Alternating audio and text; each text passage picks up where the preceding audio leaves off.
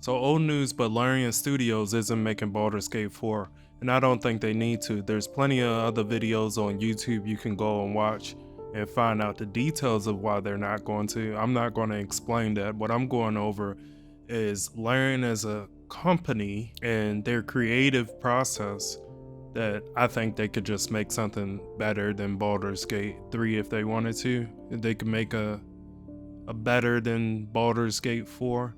Because I think really what made Baldur's Gate 3 is such a good thing is the studio itself and the risks they were willing to take and the processes that they had. I don't think it was just the Baldur's Gate 3 IP that made the game so good. Granted, the characters were great, but they can make new characters, and I've seen them do it before. So the first game that I experienced with Larian Studios is actually Baldur's Gate 3.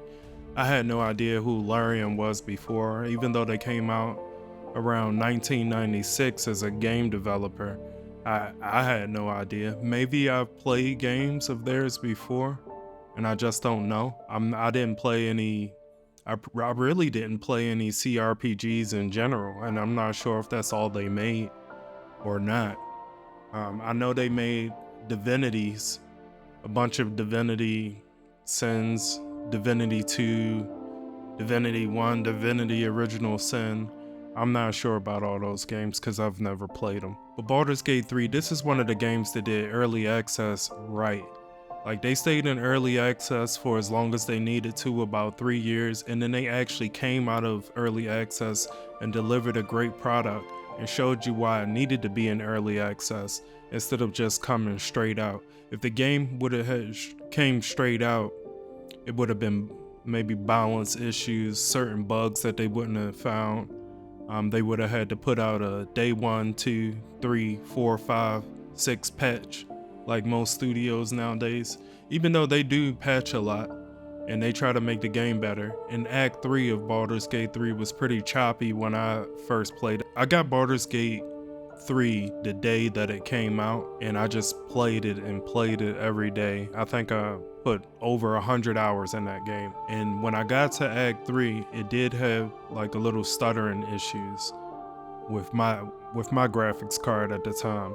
At that time, I think I was playing it on a 3070, so it could be the graphics card, it could be the game, but I've heard other people that had issues with Act 3. But anyway, the music for this game was great, the graphics were great, the cutscenes, and then when you like zoom in on the characters, because you're playing top down mostly, or not top down, but kind of a diagonal down sometime. And then when you zoom in, you can see the details on these characters. And it's amazing. It's amazing to look at. I just love the graphics. The music of the game was really good. I love the score. I sometimes go on YouTube and I listen to the Baldur's Gate 3 theme to fall asleep to. That's how good it is. So I can fall asleep and have a great day in the morning, because I'm not having a great day while I'm sleeping, because that wouldn't make any sense. So I listen to the Baldur's Gate 3 theme song, I fall asleep, I wake up, I have a great day because I listen to that theme song, and it's so beautifully crafted. It's just amazing. And then the way that you play the game, the fact that they don't care about letting you try to break certain stuff in the game or kill off any character that you want, and still being able to continue the game or continue certain quests if you just, you didn't kill the main NPC for the quest. There's still ways around it to complete the quest. The fact that you can choose a kind of evil or morally gray or just outright good to your actions that you're doing in the game, that really makes for a great RPG. And the characters of the game are just great characters. I love the backstories that they have. Not a dagger, a spear. My Lady Shah's spear. I really like Shadowheart's backstory. I kept her in my party almost the entire time. I've not had a second playthrough of the game, and I never picked up that green girl. I can't even remember her name because I killed her in the beginning. So you could do that. You could just kill off the characters, and I never got to play with her because in the beginning of the game it gave me an option to kill her, so I killed her. And the gameplay of the game was really good. Dungeons and Dragons type dice roll gameplay. When you go to hit a character, it's a little dice roll, but it does it in the background, so you're not really thinking about it. But you look at your weapons and your attack, and you look at your opponent and see the different dice rolls and how you can attack them, or how much damage your attack is going to do, and then your skill checks. I really like that. So I've played skill check games before, of course, because I played RPGs, but I've just never played it with like the dice roll system, like up front in your face. And I really liked that. I really enjoyed that. So I would get into D&D, but I said I'm going to get into it, but I'm probably not. I'm probably not going to do that at all. I'll probably just play this game again. I'm not going to get into D&D because I don't have any friends where I live. All my friends live in like Florida or Baltimore, and I live in Georgia. But this video is not about Baldur's Gate 3, is it? I titled it Why Larian Shouldn't Make Baldur's Gate 4. At least that's what I think I titled it, unless I've changed it, because you guys didn't click on the video. So then I probably changed it so that you would click on the video and listen to why I think Larian doesn't need to make Baldur's Gate 4. And that is because when I was going to play Baldur's Gate 3 again, I found out about Divinity Original Sin 2, which was the last game Larian made before Baldur's Gate 3. And I picked up a copy of that game, and to me, it was an amazing game. So I'm showing like a little gameplay. It's minor spoilers, but I'm not giving any type of details. You won't really be able to tell what's going on if you haven't played the game before. So feel free to, not look at this, but it's not really any major spoilers. Anyway, Divinity Original Sin is another CRPG. And as I said, I haven't really played many CRPGs, but I'm starting to really like the genre. I had Neverwinter Nights when I was growing up. I never really played it. I bought the game and I never played it. I was like a kid. And when I popped it in, I just didn't really understand it too much. But with this adult brain, I like them a little bit more. The characters of this game have a lot less dialogue than Baldur's Gate 3. They have a lot of dialogue for most games, but they just have less dialogue than Baldur's Gate 3. But you still get to get a fully fleshed out character to see what their backstory is about. I'm playing as a guy named Ifan Ben Mez. He got a real funny name, but he's a hardcore dude and I like him. He has a whole like kind of weird backstory that I'm not going to explain here, but I really liked his backstory. I'm still going through it. I'm only in the second part of the game. It's kind of like the Act 2. I'm in the second location in the game. I think there's 3, but I haven't played fully through it. I just decided to make this video off of what I played already because it's already a great game to me, even though I haven't finished it. You start off the game nerfed. That's one thing I liked about the game. You start off the game with like a blue collar around your neck, and you can't use your full powers until you get the collar off your neck.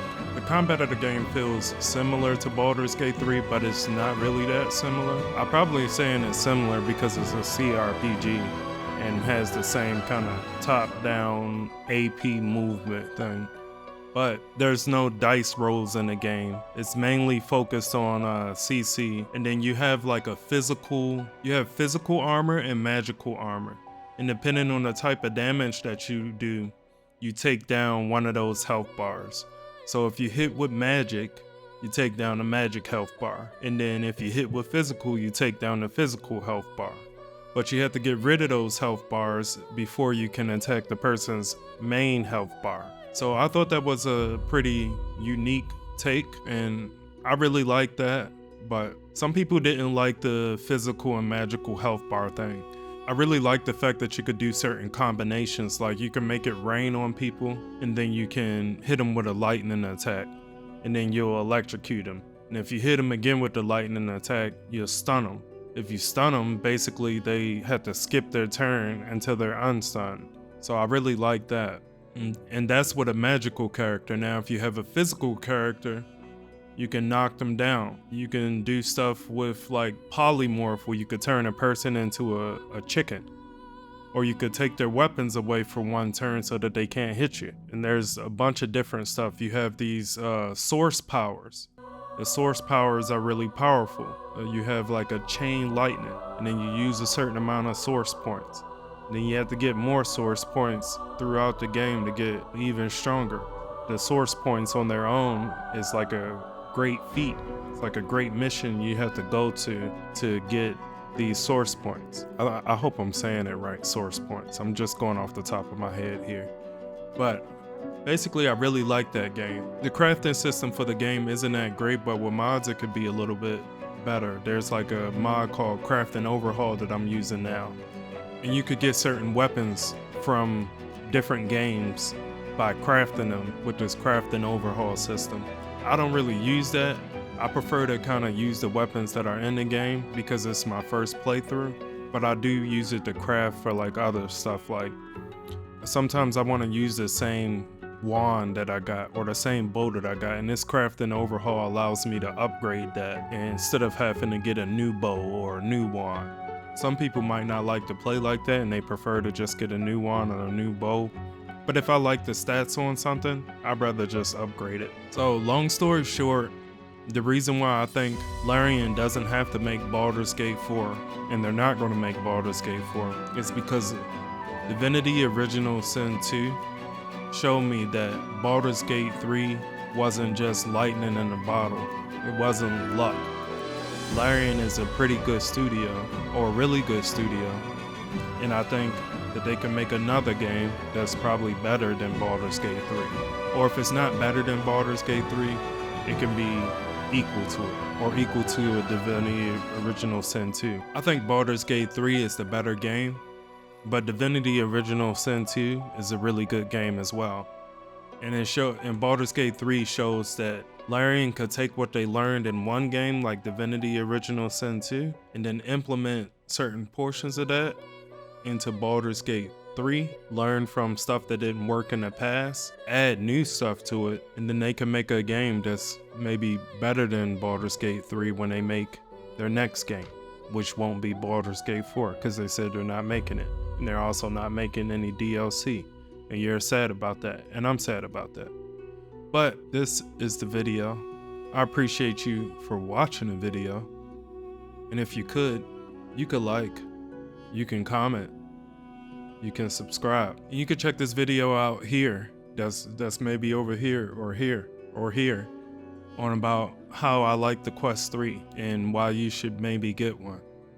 Or don't. Just watch the video and see what I like about the Quest 3. Have a good day. And if you don't have a good day, at least have a mediocre one. Peace.